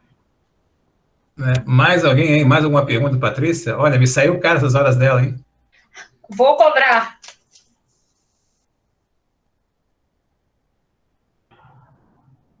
Mais nada, sempre que tiver um papo desse bacana, pode me chamar que eu vou ter o maior prazer de vir. Né? É um desafio porque não é da área da computação, né? A gente está aqui com pessoas da área de ensino, né? De educação.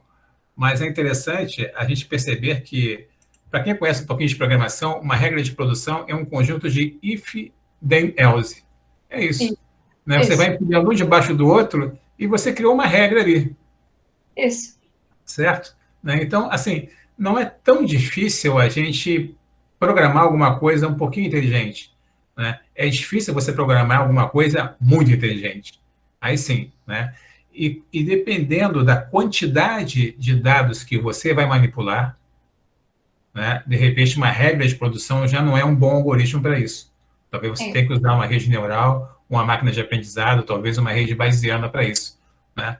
E hoje, esses ambientes que a gente percebe na área da medicina, do direito, astronomia, física, geralmente eles utilizam algoritmos genéticos, né?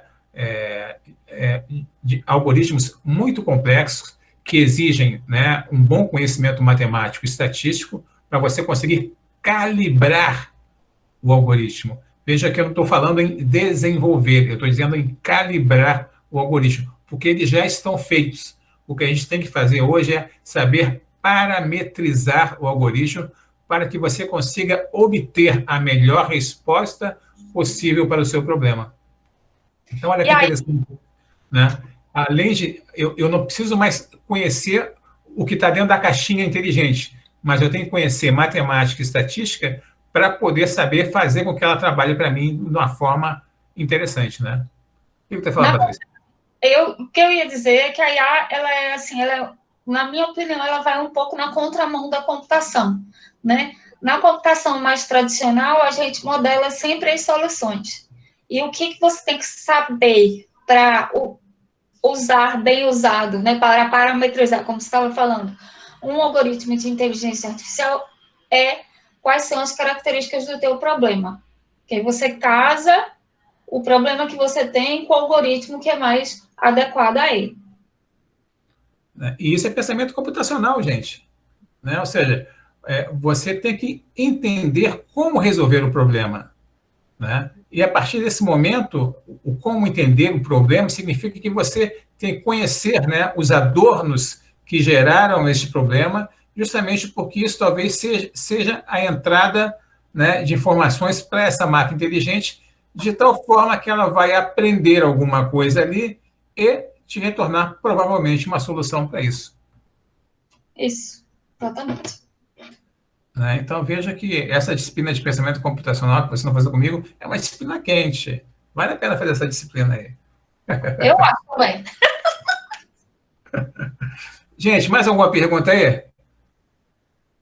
Temos 26 pessoas. Não pode ser que dessas 26 mais ninguém tenha pergunta a fazer.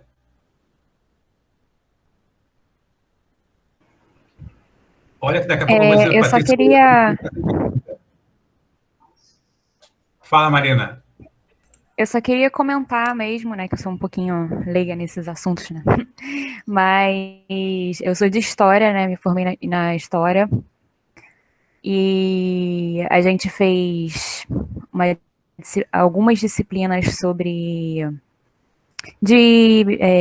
estágio mesmo, né, de trabalhar em escola e tudo mais. E aí, em algumas dessas disciplinas, os alunos, eles utilizaram jogos de RPG, né, para trabalhar a história, que eu acho, assim, muito interessante, principalmente para o ensino fundamental 2, né, Assassin's Creed, porque já tem alguns personagens históricos, então é muito legal pegar esses personagens para poder... Inclusive, eles modelaram toda a Catedral de Notre Dame, né? E os caras foram buscar, quando teve um incêndio, eles foram buscar o Assassin's Creed para rever como era que podia seguir a restauração. Continua, Mariana. Então, é muito legal, né? Só comentando mesmo como que funciona essa quebra de paradigma de que o jogo torna o pré-adolescente, o adolescente violento e tudo mais, né? Como é que ele pode ser uma ferramenta super interessante e lúdica, né? Porque muitas dessas crianças, né? Pré-adolescente, ensino fundamental 2, eles, assim, ficam entediados com aula de história. Então, é uma ótima maneira da gente puxar a atenção deles para a história, né? Para a matéria. Massa, massa. Cláudia, teu irmão não vai fazer pergunta, não? Não sei, não sei. Ele me deixou maluca, gente. Está aqui de espião? Porque a gente fez um trabalho sobre avaliação e eu, no meu mundo da escola, falando de BNCC, estratégias, até comentei no nosso grupo, né? Aí vem ele com a aplicação do Watson para criar um perfil do aluno. Cadê? Não sei se o Marcelo ainda está aí. Estava aqui, sim. Para aplicar na sala de aula. Mas enquanto ele conecta aí, eu fico aqui pensando, gente, se a nossa realidade, o nosso chão de escola, né, Maurício? No chão batido da escola que a gente vive, a gente não tem recursos como internet, a gente não tem equipamentos para o professor, tudo que a gente consegue fazer de formação pessoal tem que ser por recursos próprios.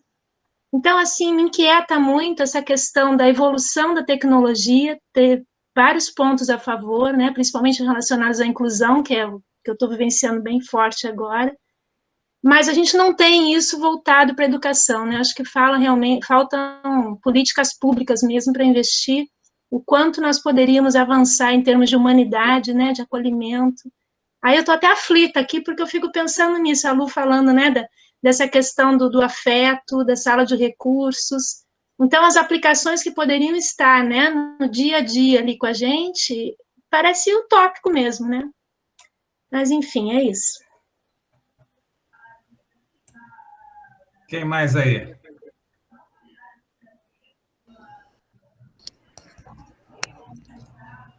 Mas, Cláudia, também um comentário, e professor Sérgio, apesar de concordar com isso que você acabou de falar, a gente tem recursos de baixo custo e cabe a nós aprender realmente o uso desses recursos de baixo custo e a introdução disso, a computação desplugada, que também a disciplina está abordando.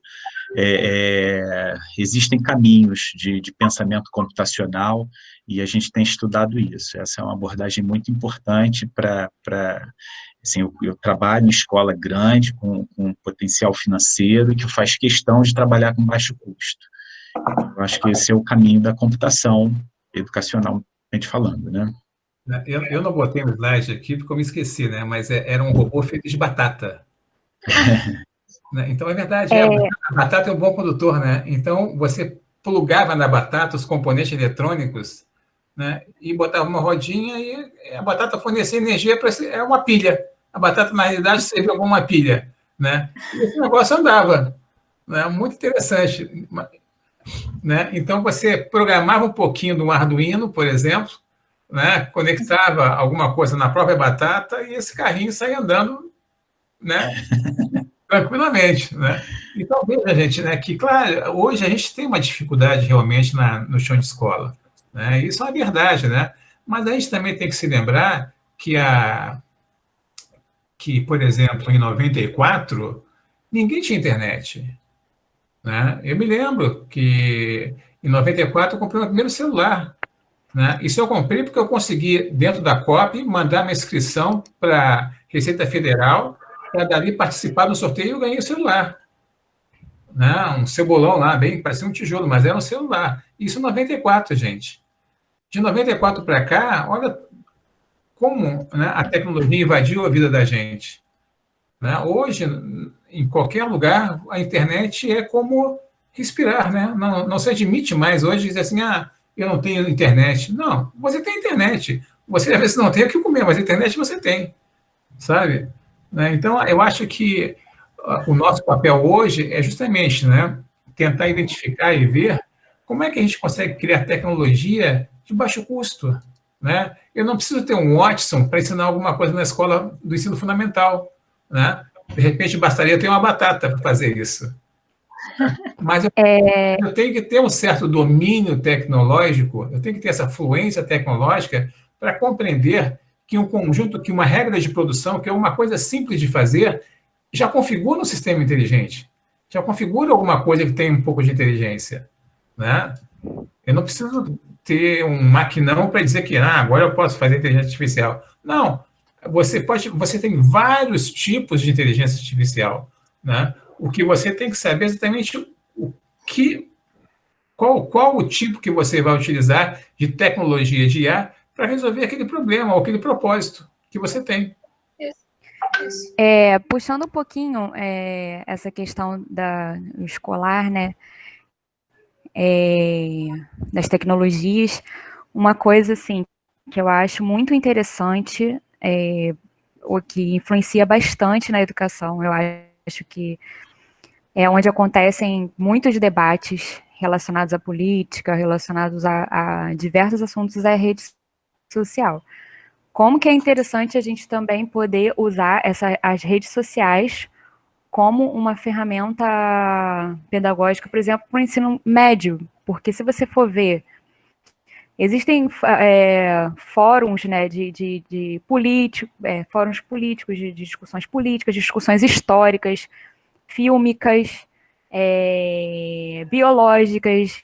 Então, assim, dentro desses grupos, né, das redes sociais, a gente pode encontrar muitos compartilhamentos de informação que podem ser utilizados dentro da sala de aula. A rede social, as redes sociais em geral, elas ainda são tratadas de uma forma, as pessoas elas tratam elas de uma forma assim bem negativa o tempo todo, mas ela pode contribuir.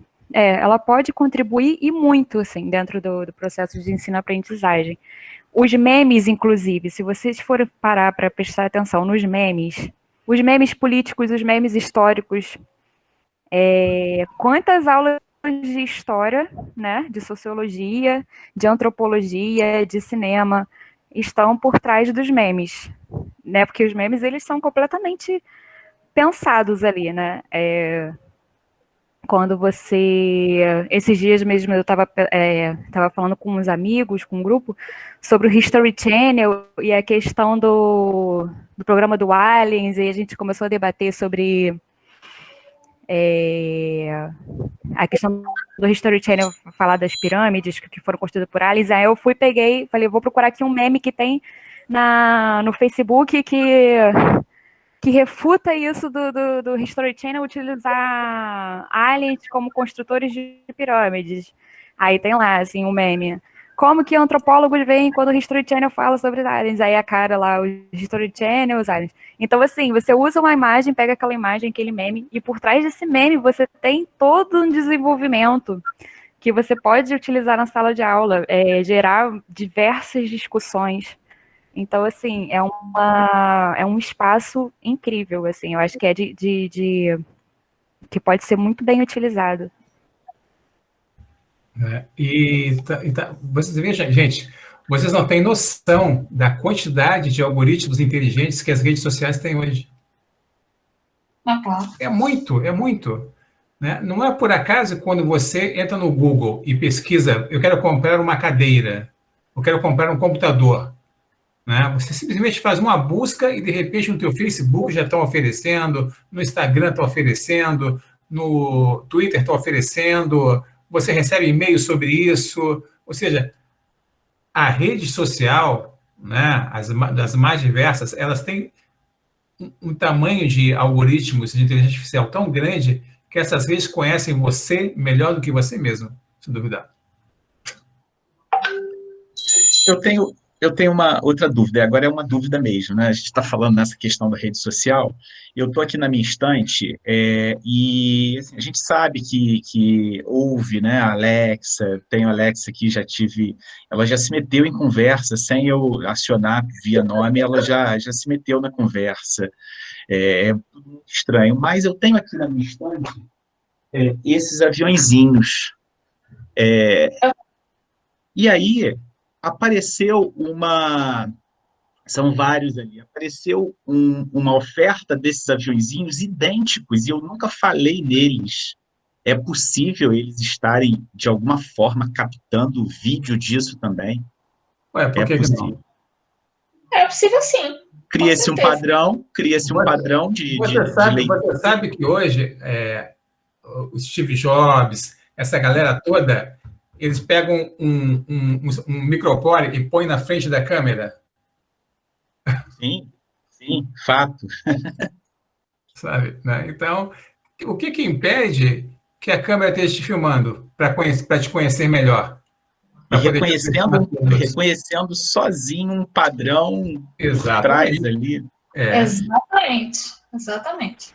Inclusive, Gente, eu tô rindo aqui, Patrícia, Tânia. Lembra do meu adesivo na câmera? Não tô louca, não.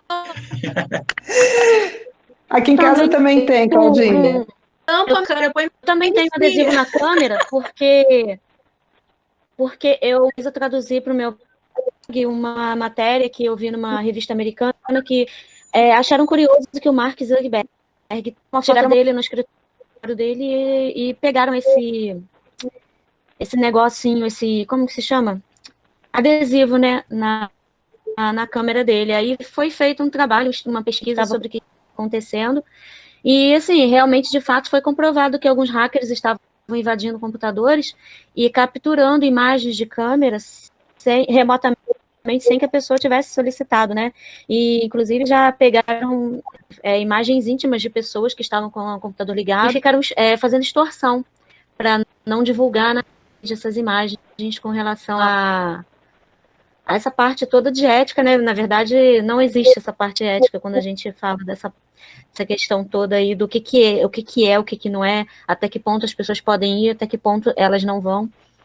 Eu acho muito complicado isso. Por isso que eu também, assim como a Cláudia, também uso uma fita aqui. Professor? Diga. Vocês estão me ouvindo bem? Sim. Sim. Então, quando a gente começou a usar a tecnologia, né, o computador começou a chegar na casa da gente, a gente dizia que o problema estava entre a cadeira e o computador, né? E hoje eu entendo que o que distancia, o que dificulta, como a Cláudia estava falando, a tecnologia chegar na escola é o professor. O que separa o aluno da tecnologia é o professor, porque a gente não sabe como fazer. Assim como a gente tem medo da matemática, que é muito difícil, a gente também tem medo da tecnologia, que é muito difícil. Então, esse problema, ele tem que ser, como é que eu vou dizer, não resolvido, mas a gente tem que estimular de alguma forma o incentivo do estudo da tecnologia nos cursos de formação de professores. Caso contrário, vai demorar muito para chegar na escola. Porque os professores que estão lá dificilmente conseguem, né, como a Cláudia estava falando, a gente tem que pagar a formação, a gente tem que estudar à noite, sábado e domingo. Né? A gente não tem essa oportunidade e tempo de investir em formação. E então, se não tiver esse incentivo já no curso de formação, seja no curso de nível médio ou na graduação para qualquer tipo de professor, vai demorar cada vez mais, né? Eu penso assim. Mas olha que negócio interessante isso, hein, Patrícia Tedesco. Isso é verdade, né? Mas vocês já repararam que com essa quarentena, os professores estão obrigados agora a correrem atrás da tecnologia? Com certeza. Né?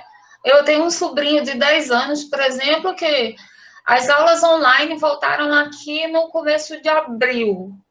Aí, no primeiro dia de aula dele, aí eu perguntei, e aí, Pedro, foi legal a aula? A resposta dele para mim foi um inferno. Se a professora estava com dificuldade da tecnologia, um monte de menino gritando, é difícil de gerenciar essas coisas. Né? Mas o que eu percebo é que agora, com essa pandemia, né, e com esse novo normal, vai ser mais importante, mais premente que o próprio professor se atualize, senão ele não vai conseguir trabalhar, sabe? Não vai ter que dar um jeito agora, não tem? Acabou, sabe? É uma nova onda que chegou, né? Que vai nos empurrar agora a que o profissional de educação ele tenha mais essa fluência tecnológica, que até então era meio né, lá largada no cantinho, né? Vai ter que ter, até porque assim, o novo normal ele vai ser híbrido, na minha opinião. Né? A gente vai ter que misturar as coisas e vai ter que tirar proveito de muita coisa, inclusive gratuita, que tem por aí. Sim, eu acho que uma das grandes coisas que a gente... um dos grandes benefícios é justamente a nossa perda de tempo em deslocamento. Né? Com certeza. É que você já se deram o trabalho de fazer a conta de quanto tempo vocês perdiam se deslocando de um lugar para o outro? O quanto desgaste físico, emocional, dinheiro, tempo, tudo para conseguir fazer isso? Né? Hoje você vai conseguir fazer isso de casa. Né? Imaginem se hoje não existisse a Covid, eu conseguisse pagar a passagem para a Patrícia, para ir lá para a UF, eu teria que me deslocar daqui para a UF, todos vocês talvez não conseguissem estar lá presente hoje para assistir isso aqui, para discutir, para bater um papo. Exatamente. Né? Então, essa nova era tecnológica, né, ela vai nos obrigar, de alguma forma, com que a gente se capacite justamente para poder exercer a nossa profissão. Essa é a verdade. Essa é a verdade, né? Fala, Marina. Não, eu ia ser assim, eu ia falar da questão da não presença, né, na sala de aula. Que é claro que a gente está vivendo uma situação assim nova e bem complicada, né?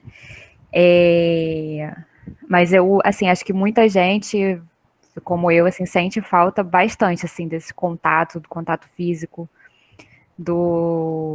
com os professores ou com os colegas, assim, de poder tomar um café, né, no intervalo. Não estou dizendo, gente, que a gente não tem que estar aprendendo a se reinventar, né, nesse momento. Mas é só um comentário mesmo de saudade das aulas presenciais. Assim, quando eu fiz essa colocação, não era dizer assim, não, agora vamos parar com tudo e só a distância, porque esse deslocamento é muito ruim. Não, né? É que às vezes a gente realmente perde um tempo grande para fazer uma coisa pequena, quando poderia estar complicado, né? O contato, né, a convivência, a interatividade é ótimo, isso tem que existir sempre, né? Mas a gente também tem que saber usar a tecnologia a nosso favor, né? Porque o dia só tem 24 horas, até que prove o contrário. Eu queria fazer dois comentários, pegando aí gancho na fala da Marina e do Sérgio. Né? Sim, a gente tem que se apropriar da tecnologia, mas isso vai fazer também a gente ter que repensar as nossas práticas, né? Eu estava falando no começo que eu faço uma especialização em tradução, e aí a professora da manhã ela passa 4 horas apresentando um PPT. É horrível. É verdade. É horrível. Na sala de aula isso já é horrível. Remotamente, pior ainda. Até porque ela tem um problema com Nossa Senhora da conexão perdida. A conexão da casa dela é horrorosa. Então, ela se pega... Olha, então, a gente tem que pensar em como é que a gente pode promover a interação, o que é que a gente pode fazer de ser curto, né, com atividades pequenas. O que você estava falando aí, o negócio das redes sociais, dos memes, né? O que é que a gente pode fazer para ajudar? Isso é uma coisa que eu faço bastante, por exemplo, na minha sala de aula, porque meus meninos aqui, né, todo mundo anda pendurado com o notebook e o celular. Todos têm. Eu vou dizer aos meninos que não olham o celular, não posso, é batalha perdida. Então, eu comecei a usar isso a meu favor. Né? Então, quando você bota uma pergunta disparadora, você pega esse dispositivo maravilhoso, tecnológico que você tem na mão e vai procurar uma resposta. Aí dá um tempinho para eles, depois a gente vai discutir. Aí a gente finda, assim, tendo uns mind maps bem legal, eles botam as coisas no Google Classroom, sabe? Do que eles acham. Então, funciona bem. Quanto à coisa do olho no olho, né, do café, eu também acho um barato. A gente tem lá no CIM uma prática que é o café com bolo. Né? A gente andou virando um centro grande, nós somos quase 100 professores, e às vezes a gente não se vê. Então, a gente estabeleceu o café com bolo. Toda semana tem um dia, que é um dia variado, para a maior parte das pessoas poderem ir, né? E aí a gente se vê, troca ideia. Então, isso faz muita falta, né? Nesse momento. Então, o que a gente tem feito, né, para diminuir um pouco essa saudade que a gente tem? Aqui a gente faz o café virtual, às vezes então usa o Meet ou o Zoom, né? Eu faço uma vez por semana com meus amigos mais próximos, a gente faz um vinho virtual, né? Cada um na sua casa. Então, assim, é a coisa da gente usar a tecnologia ao nosso favor mesmo, né? Para diminuir as distâncias um pouco. Essa coisa do tempo que você gasta, só para vocês terem uma ideia, assim, eu moro a 12 quilômetros da UFPE. 12. Eu já passei 2 horas para chegar lá, presa no trânsito, né? Então, quando eu estou em casa, isso me ajuda, eu estou mais confortável, faço as coisas no meu tempo e não fico mal-humorada de estar presa no engarrafamento. Uma coisa também interessante que eu aplico com meus alunos na computação, às vezes eu ensino um conceito, né, e formo grupos, e digo que eles têm que me dar uma aula sobre os conceitos sem falar. Então, eles não podem falar. Então, eles têm que inventar alguma coisa, né, para representar, usando o corpo deles, recortes de papel, jornal, alguma coisa, para falar sobre o conceito. É extremamente divertido, extremamente interessante ver como é que a criatividade deles tem que aflorar para falar sobre o conceito sem poder usar a fala. Muito bom. Professor, queria fazer uma consideração. Uma das áreas de pesquisa lá na UF é alunos com altas habilidades. E a gente trabalha com essas crianças e até um pouco pensando no que a Marina falou, do contato, alguns têm dificuldade nos ambientes escolares, de modo geral. Esses alunos têm, muitas vezes, essa dificuldade. E a gente tem notado lá na escola, a gente só tem 20 alunos, que alguns deles se adaptaram muito melhor nesse momento virtual. Então, o que parece ser uma dificuldade para um, né, por vezes é uma facilidade para o outro. São crianças, e aí eu estou falando de criança que não lia e escrevia, estou falando de criança de 7 anos, com uma inteligência para a área de mecânica, para a área de eletrônica muito boa, mas que não escrevia. E, nesse momento, essa criança começa a se desenvolver, porque ela se sente melhor na sua casa, com a sua família, e está muito bem, obrigado. A gente sabe na escola que a gente precisa manter, de alguma forma, em parte, né, esse ensino à distância, porque parte do nosso público está muito bem adaptado a tudo que está acontecendo. O que eu acho que essa pandemia nos ensinou, né, é que existem outras formas de ensinar. Isso. Né? Que até então a gente não fazia muita questão de ver. Né? E além de ter outras formas de ensinar, a gente percebe também que existe um grupo significativo de alunos que tem mais propensão para esse estilo de aprendizagem do que o tradicional em sala de aula. Né? E você tem que ensinar para todos, não é só para alguns. Essa é a verdade, né? Então, se você tem que ensinar para todos, você tem que lançar mão de várias tecnologias para você poder atingir a todos os seus alunos, né? Gente, Então, eu acho assim, último ponto, último comentário. É porque eu já tô com o meu braço, realmente eu não tô mais aguentando, gente. Já ia fechar aqui, eu falei pro Ted que é 2 horas e estão fechando. Na verdade, a gente sempre faz um revezamento. E realmente meu braço já não... Eu nem tô levantando muito ele direito por causa disso. Então, realmente, Marina, se for pessoal da sala, se puder ser a última questão mesmo, eu vou pedir isso. Vai ser a última questão. A Marina vai fechar a nossa sala de hoje. Ai, desculpa, gente, o meu touch deu uma travada aqui. Não, eu só ia falar mesmo, fechando mesmo, é que assim, então, para a gente introduzir esse pensamento computacional da educação, primeiro a gente tem que desconstruir esse ensino tradicional, é só para fechar, que ainda tem em muitas escolas mesmo. A gente tem que se desconstruir continuamente, essa que é a verdade, né? Sim, exatamente. Gente, eu agradeço a participação de todos, né? Agradeço a Patrícia Tedesco por essa noite maravilhosa aí. A minha dívida agora cresceu enormemente, é um problema, eu tenho que pagar isso aí, né? E espero que vocês tenham gostado, né, dessa nossa live de hoje.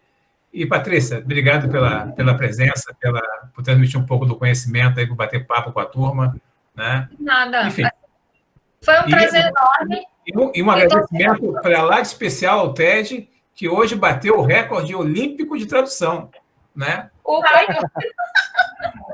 Ó, professora Patrícia, eu fiz um sinal para você, tá? Só para você não ficar com inveja do Sérgio. Como você sorri bastante, você tem essa marca aqui muito forte, eu fiz dessa forma. Aqui, ó, é um P passando aqui, ó, no rosto, pela boca. Adorei. Só para você não ficar com inveja do professor Sérgio. Então, gente, eu agradeço a participação de todos, em especial do TED, da Patrícia, né? Eu vou disponibilizar essa aqui no YouTube depois para quem não pôde assistir tudo, né? A Patrícia já deixou o contato dela. E, de novo, né? Boa noite a todos, né? E vamos tocando o barco aí. A foto. A foto. Pera que eu vou tirar uma foto. Pera aí. Todo mundo liga suas câmeras aí. Ô, Sérgio, e só brincando, eu já descobri por que o cachorrinho da Patrícia ficou quietinho. Foi você quando você falou a Google. É o Google no Brasil. O Google no Brasil é menino. Então a gente brinca lá no escritório de São Paulo que cada vez que um fala a Google, um cachorrinho morre. Ai, coitado! Não morreu não. Deu, bati, não morreu não. Ele me entende, esse cachorrinho me entende, ele é muito esperto. Né? Mas eu digo a Google porque a Google é a empresa. Então, por isso que eu digo a Google. Tá? Mas a gente ouviu isso lá Claudinha, quando a gente esteve no escritório no passado, é uma coisa que eles falam muito com a gente, que no Brasil, todo mundo coloca já vi em revistas, inclusive, mas o pessoal falou que aqui eles adotaram o masculino. Não me pergunta por que eu também não sei. Enfim, mas aqui no Brasil vai continuar sendo a Google por muito tempo. Lá na Inglaterra, nos Estados Unidos, seja o Google. Gente, de novo, muito obrigado, né? Espero que passem uma boa noite e, né, se desconstruam todo dia. Tá certo? Obrigado, gente. Até mais. Obrigado, Sérgio.